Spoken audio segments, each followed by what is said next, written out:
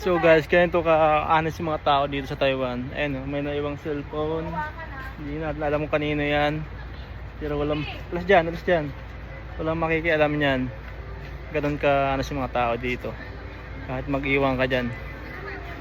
Ayun o, iPhone yan car, iPhone yan.